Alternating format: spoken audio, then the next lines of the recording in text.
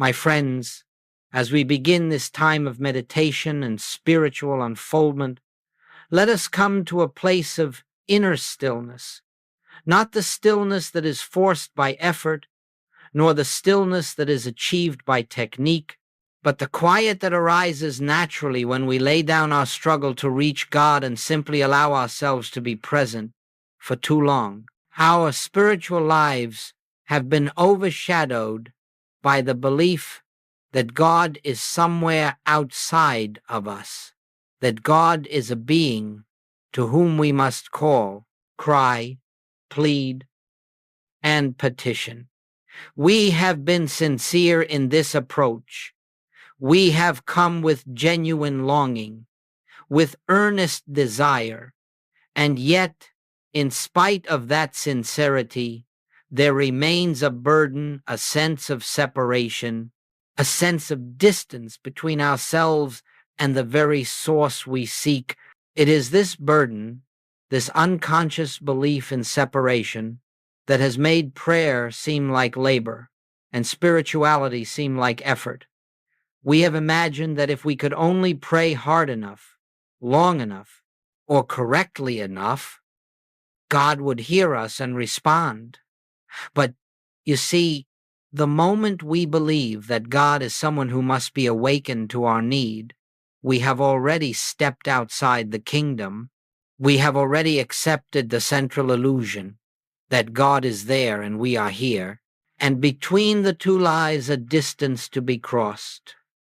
Today, we enter a different kind of prayer, not the prayer that seeks to reach God, but the prayer that recognizes God as the very life of our being, a prayer that does not attempt to draw God nearer, because God has never been distant, a prayer that does not ask for things, because the infinite, being infinite, withholds nothing. Our purpose in this hour is not to improve our outer circumstances, but to dissolve the belief that we live a life apart from God. In this recognition, the burden lifts. In this recognition, we stop striving and we begin to rest.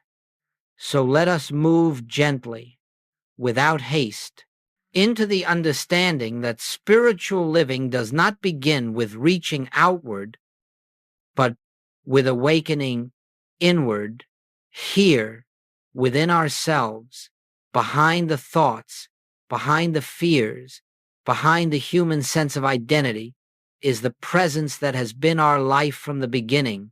To discover this is the beginning of true prayer, and the end of the long attempt to make God give us the things we believe we lack. As we move deeper, let us look gently and honestly at why so much of what we call prayer seems to fall short of its promise. It is not that God withholds. It is not that God sometimes answers and sometimes refuses. The infinite cannot give in portions, for the infinite is whole, complete, and indivisible. The problem lies not in God's response, but in the premise from which we pray. When we pray for things, whether it be healing, supply, harmony, or peace, we are silently affirming that these things are absent. We are declaring, without realizing it, I stand outside the fullness of God, and I must persuade God to bring me into it. The very request affirms the very lack, and so the prayer begins, not from truth, but from illusion. Consider this. If we ask God for health, we are admitting a belief in a life separate from the one, life that is God. If we ask for supply, we are accepting in our consciousness the possibility of lack in the infinite. If we ask for protection, we are affirming that there is something from which God's presence is not already our refuge. You see, the request itself is the barrier. The prayer built upon separation cannot reveal oneness, and the prayer built upon lack cannot reveal completeness. This does not mean that our needs are unimportant or that our struggles are unnoticed. It means that the way we approach them must be transformed. Every prayer of asking, no matter how devout, begins with the assumption that God is somewhere else and must be brought into our experience. But God is not brought anywhere. God is the very substance and activity of the consciousness that is listening at this moment. So long as we pray from the sense of a self apart from God, we will find our prayers circling the same concerns, the same fears, the same emergencies, and though temporary relief may appear, the deeper hunger remains unfulfilled.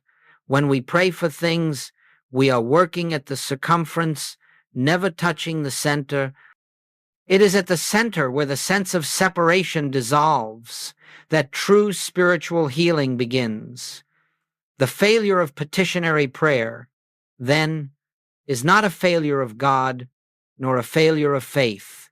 It is simply the natural consequence of beginning on the wrong premise. The mistake is not moral, it is metaphysical. When we start with separation, we end with struggle. When we begin with oneness, even before any appearance changes, we find peace, the peace that precedes and produces the harmony that follows. And so, before we ask for anything, let us pause. Let us recognize that the seeking itself may be rooted in the belief that God has yet to be found. Prayer fails, not because God is silent, but because we have prayed from a consciousness that has forgotten where God is closer than breathing, nearer than hands and feet, the one life expressing as this life. Let us now turn to the great truth upon which all spiritual unfoldment rests. It is a truth so simple that the intellect overlooks it, and so profound that the heart, once awakened to it, is never the same. When the Master said, "I and the Father are one," he was not speaking as a man apart from other men. He was revealing the nature of reality itself. He was declaring the truth of his being, the truth of your being, the truth of all being. But notice what he did not say. He did not say, "I will become one with the Father," or "I am trying to be one with the Father." He did not say, through effort, discipline, or virtue, "I shall one day attain union." No, he spoke from the quiet authority of spiritual fact. I and the Father are already one. Oneness is not the goal, it is the foundation. It is not the destination, it is the starting point. This oneness is not the union of two separate beings joining hands. It is the realization that there is only one being, expressing as individual form. The I that Jesus referred to was not the personal sense of self, the carpenter's son, the teacher walking the hills of Galilee.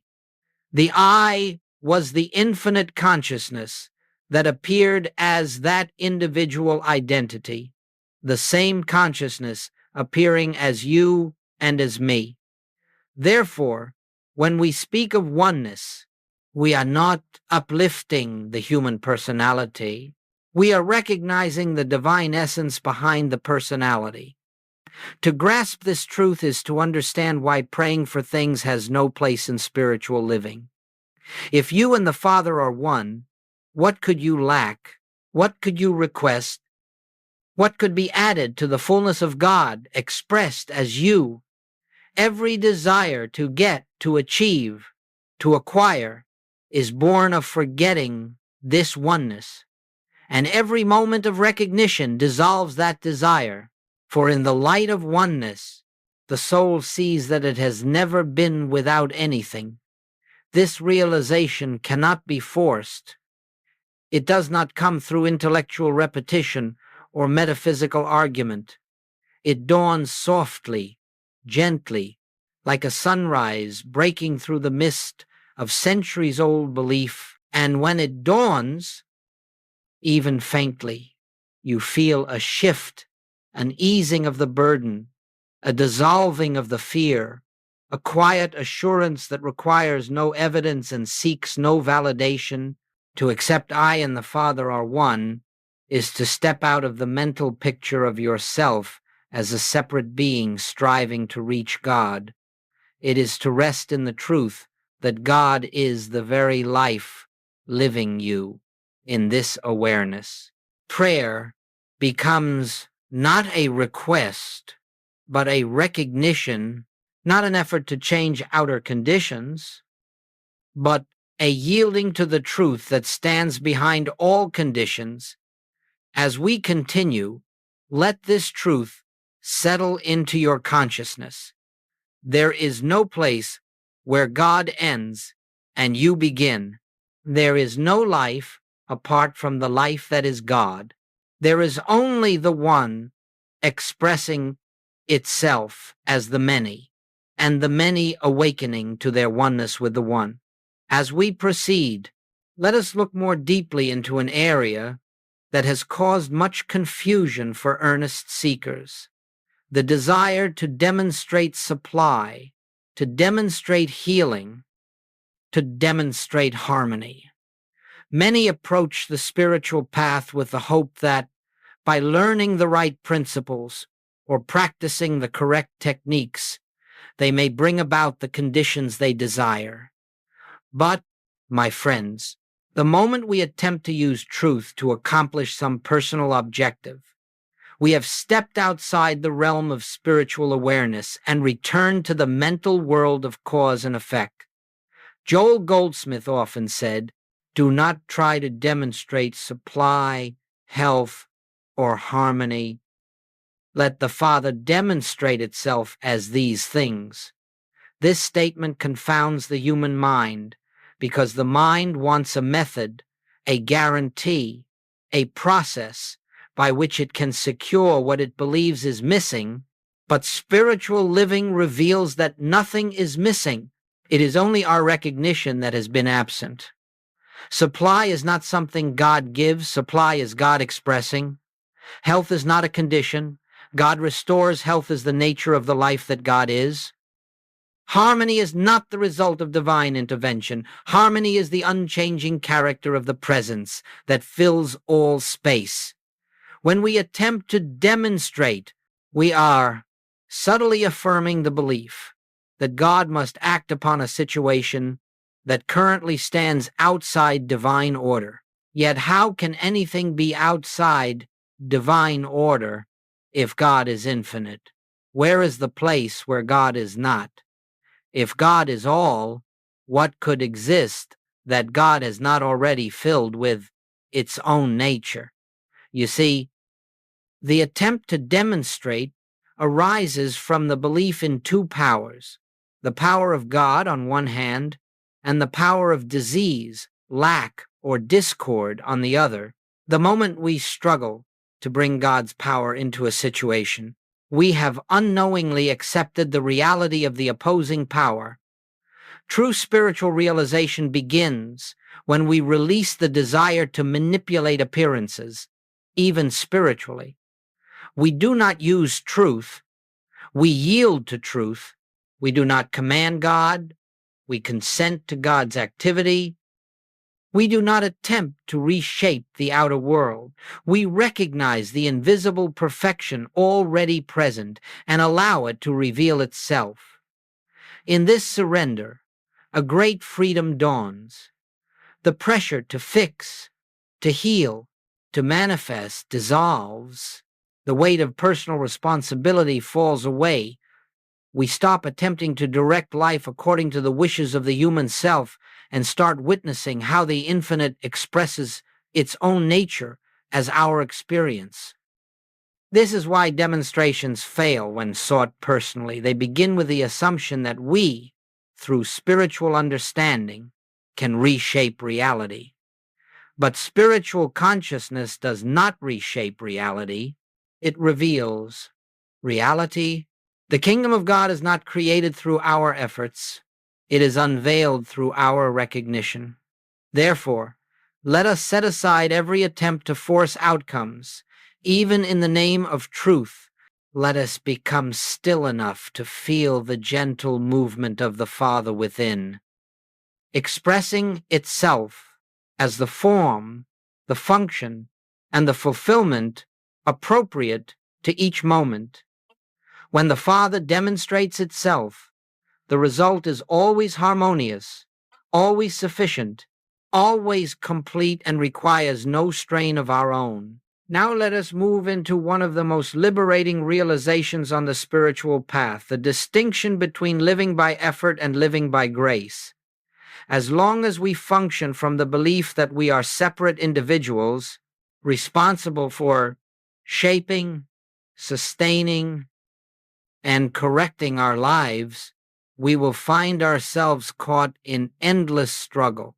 The personal self, believing itself to be the actor and the achiever, labors constantly to secure good, avoid harm, and maintain control. Yet no matter how sincere the attempt, the burden grows heavier, not lighter, for the human mind can never escape the limitations it believes in. Grace, in contrast, is not something to be attained. It is the natural activity of the infinite when the personal sense of self is out of the way.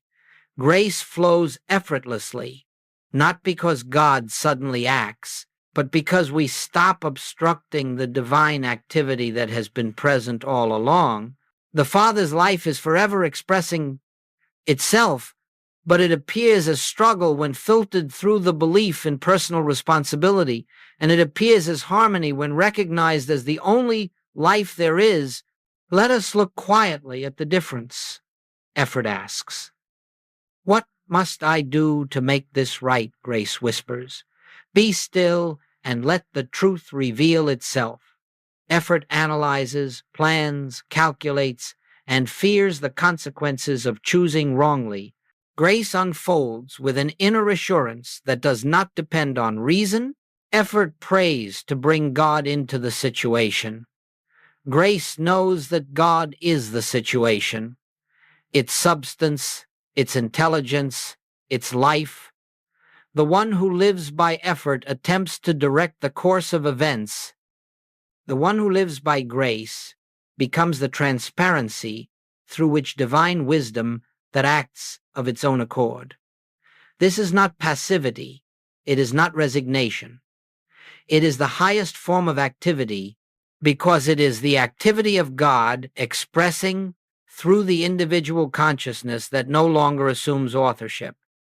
The human mind believes that unless it is pushing, nothing is happening. But in truth, it is precisely this pushing that blocks the gentle movement of spirit. When we cease trying to govern life by personal will, the divine will, ever present, ever intelligent, begins to guide, unfold, and accomplish. Consider the areas of your life where you have struggled the most. Perhaps you have tried with great intensity to secure financial stability, to improve your health, to restore harmony in your relationships, or to find your purpose. In each case, notice how the effort itself carried within it a sense of fear, fear of loss, fear of failure, fear of insufficiency. Such fear is not the nature of God. It is the echo of the belief that the self must accomplish something through its own strength. But listen quietly within. The infinite does not strain. The infinite does not worry. The infinite does not struggle to bring about its own expression. And because you and the Father are one, the life that is living you is the same effortless, harmonious, self-sustaining life. To live by grace is to trust this. Life to trust that it knows how to appear as supply, as health, as right action, as fulfillment. As you begin to relax your reliance on personal will, something shifts. There is a softening within. You feel a release, as though a great weight has been taken from your shoulders. You discover that you are no longer driving life forward, but allowing life to unfold. You begin to sense intuitively what to do next. not through fear or pressure, but through an inner prompting that feels natural and true. And as you follow this quiet guidance, you realize that the Father, this infinite presence, is indeed living your life, expressing its own nature as your experience. This is living by grace, and it is the way of all who truly know their oneness with God. Now we come to a point that lies at the very heart of spiritual healing and spiritual unfoldment. If we understand this clearly, many of the frustrations that have accompanied our attempts at prayer and practice will melt away. Every condition we face, whether it appears as sickness, lack, conflict, or fear, does not begin in the outer realm. It begins as a mental image, a concept held in consciousness about who we are and what our life is. The outer appearance is merely the shadow cast by this inner image. Goldsmith often said that we are not healed of sickness. We are healed of the belief in sickness. We are not supplied with money. We are freed of the belief in lack. We are not rescued from discord. We are lifted out of the belief that we live in a universe of opposing forces. The change is never in the outer picture. It is always in the shift of consciousness that dissolves the picture's seeming reality. Let us look gently at this. When a person sees themselves as a frail physical being, vulnerable to disease, subject to chance, the body begins to reflect that mental image. When one sees themselves as a separate self, responsible for producing their own good, the outer world mirrors the burden of that belief, struggle, anxiety, insecurity. When one sees themselves as inadequate, unworthy, or unloved, life will faithfully present situations that seem to confirm that view, not because it is true, but because the mental image acts as the lens through which experience is interpreted. But when we realize, even faintly, I and the Father are one, the mental image of a separate and limited self begins to dissolve. Something loosens within us. The picture of ourselves as weak, fearful, or lacking cannot stand in the presence of the truth that our life is the life of God. It is not the human mind forcing itself to believe something new. It is the dawning recognition of what has always been true, now breaking through the clouds of old conditioning. This is why spiritual effort, affirmations, and mental will cannot bring lasting change. We may attempt to overlay a positive image upon a negative one, but the deeper sense of separation remains untouched. We may tell ourselves that we are prosperous or healthy, yet still feel the fear that these conditions may slip away at any moment. But the moment we release the entire mental picture of a self apart from God, the need for these affirmations disappears. We do not try to improve the false image. We release it altogether in the light of oneness. Dissolving the mental image does not require force. It requires recognition. When a shadow is recognized as a shadow, the fear disappears, not because we fought the darkness, but because we saw through it. In the same way, when the appearance of sickness is seen as the shadow of a belief in separation, we no longer fear the appearance. When lack is recognized as the shadow of believing ourselves to be our own source, we rest in the awareness that God is the only source and is forever expressing. When conflict is seen as the shadow of living from a dualistic mindset, we rise into the consciousness where only one operates. The outer world may still present the old forms for a time, just as a bell continues to ring after it is struck, but the consciousness behind the appearance has already changed. And as consciousness changes, the outer reflection inevitably shifts, not by our effort, but by the natural activity of truth So let us not waste energy trying to repair the picture. Let us turn instead to the light that dissolves the picture. Let us recognize that the true self never needed healing, never lacked supply, never fell out of harmony. It is the mental image that suffered, and the mental image that dissolves as we awaken to our oneness with the infinite. This inner shift, quiet, gentle, unnoticed by the world, is the beginning of freedom. Now that we understand the nature of the mental image and its dissolution, let us turn to what may be called the living of truth, the quiet, continuous recognition of our oneness with the infinite throughout the day. Spiritual understanding does not remain in the realm of theory. It must become a living awareness, present in the small moments as well as in the great ones. And this awareness does not come through effort or discipline. It unfolds naturally when we turn gently, again and again, to the truth of our being. In the morning, before thought has gathered its momentum, there is a precious moment of openness. In that moment, let us not begin the day by asking for guidance, protection, or supply, for the Father has already gone before us. Instead, we rest for a few breaths in the simple recognition that I and the Father are one. This recognition does not require words. It is an inner feeling, a soft awareness of the presence that lives us without trying to shape the day. We acknowledge that the infinite is expressing itself as every activity that will unfold. This subtle shift of consciousness transforms the entire day, not by rearranging circumstances, but by aligning us with the divine rhythm. As the day moves forward, life will present its usual tasks, conversations, decisions, unexpected challenges. In these moments, the human mind wants to take over, to react, to defend, to control.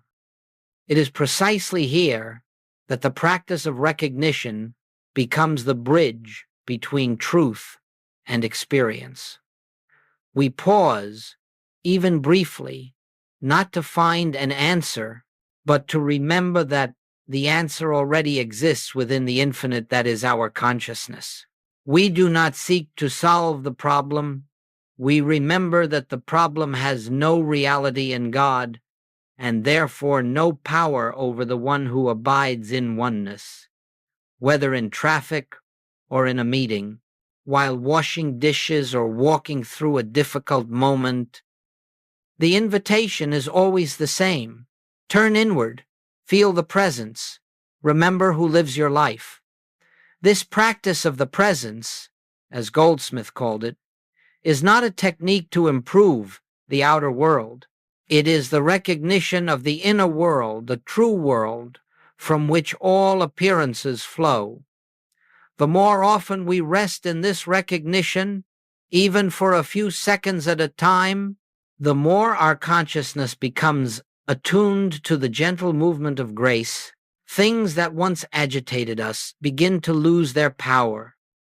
Situations that once frightened us become opportunities to witness the activity of the infinite in ways we could not have imagined. This recognition also transforms how we engage with others. As we remember our oneness with God, we begin to sense that the same presence lives as every person we meet. The sharp edges of judgment soften, the impulse to take offense diminishes. We realize that we are not interacting with separate selves, but with expressions of the same divine. This awareness brings harmony not through effort, but through the natural influence of spiritual vision. Throughout the day, then, we return not by force, not by ritual, but with gentle noticing to the truth of our being. There is no prescribed number of times to practice. There is no requirement to maintain unbroken concentration. The important thing is simply to turn again and again to the inner light that is always present. Each turning clears away a layer of the old mental image and allows the reality of our oneness to shine through. As this recognition becomes the quiet background of our daily living, we find that life begins to unfold with increasing ease and harmony, not because we have prayed for things, but because we have aligned ourselves with the source from which all good naturally flows. As we move further into this truth, we begin to sense that spiritual living is not something we do, but something we permit. Life, when rightly understood, is not the personal endeavor of an isolated self. It is the continuous outpouring of the infinite, expressing its own nature in infinite forms. The human sense of life imagines that it must direct, govern, and control its experience. But the spiritual sense of life recognizes that there is a divine rhythm, an inner movement already established, already complete, and that our role is simply to allow it to reveal itself. This unfoldment is gentle. It does not announce itself with fanfare or dramatic signs. It comes quietly, like the dawning of light at daybreak. At first, we may not notice that anything has changed. The outer conditions may appear the same, the responsibilities unchanged, the circumstances familiar, yet within there is a subtle shift. The desire to hurry diminishes, the need to force outcomes loosens. We begin to notice that decisions arise with greater simplicity, that answers come without strain, that the path forward seems to open of itself. This is not the result of personal achievement. It is the natural activity of grace. When we no longer insist on directing life from the standpoint of the personal mind, we make space for the infinite to act. And as the infinite acts, it expresses its own intelligence as our intuition, its own abundance as our supply, its own harmony as our relationships, its own peace as our emotional landscape. The human mind could not plan such outcomes, nor could it foresee the means by which they appear. But the infinite, functioning as our consciousness, knows how to take form in whatever way is needed. You may observe that opportunities arise without your seeking them. People come into your life who were never part of your plans. Solutions present themselves where previously there was confusion. All of this is the Father revealing itself as the form appropriate to the moment. Nothing forced, nothing strained, nothing achieved through effort, only the natural movement of spirit appearing in visible form. We often think of grace as something that comes to us, but in truth, grace is the activity of the one being moving through us.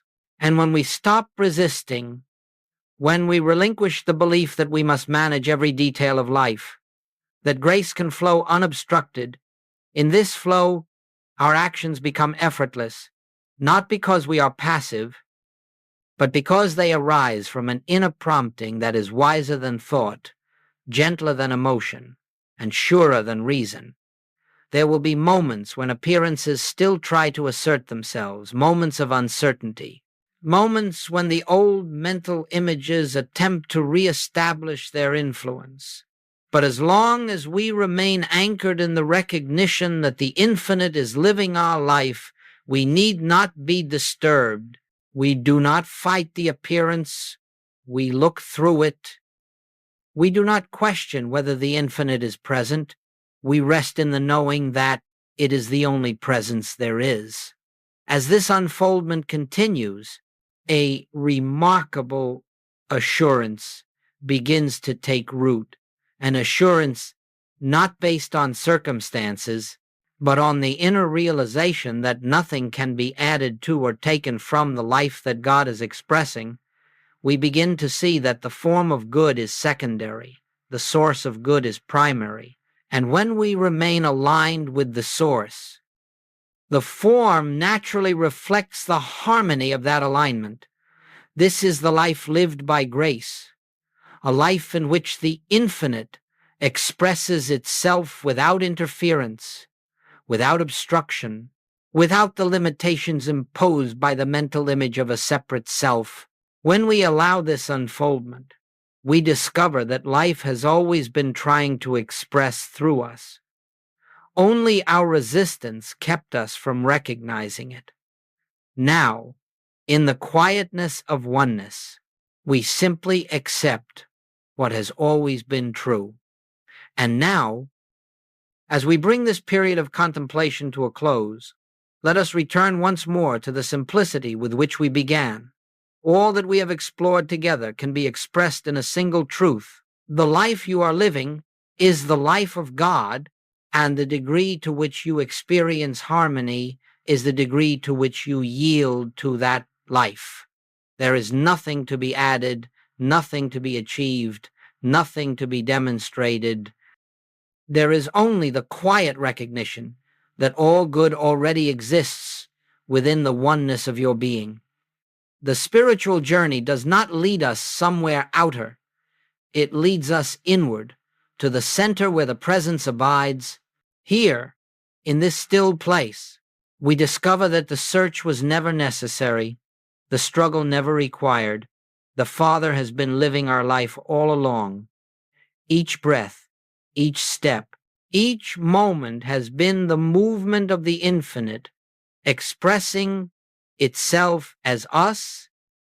Only the belief in a separate self obscured this truth. As we rest in this awareness, we begin to sense a profound relief. The burden of living, of managing, controlling, striving slips from our shoulders. We realize we never carried life. Life carried us. We never sustained ourselves. The infinite sustained us. And as this realization deepens, fear dissolves, because there is no longer a me who must protect itself, and no longer a world that can threaten what God is expressing. There is only the effortless activity of spirit, appearing moment by moment in whatever form is needed.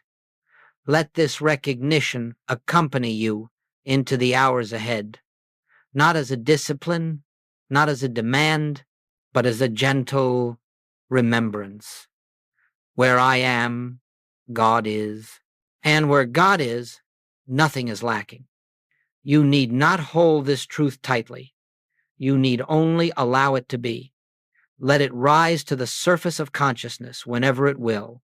Let it guide without force, comfort without effort, and reveal without your attempting to make revelation occur. Simply yield quietly, naturally, without strain to the presence that has been your life from the beginning. And as you walk through the world, know that you do not walk alone. The infinite walks as you. The Father expresses through you. The kingdom unfolds in you. This awareness is prayer. This awareness is peace. This awareness is the life lived by grace. We close now, not by ending the presence, but by resting in the assurance that it continues unbroken within us. And so, as we step back into the activity of the day, we carry with us the quiet confidence that the one who lives our life has already prepared the way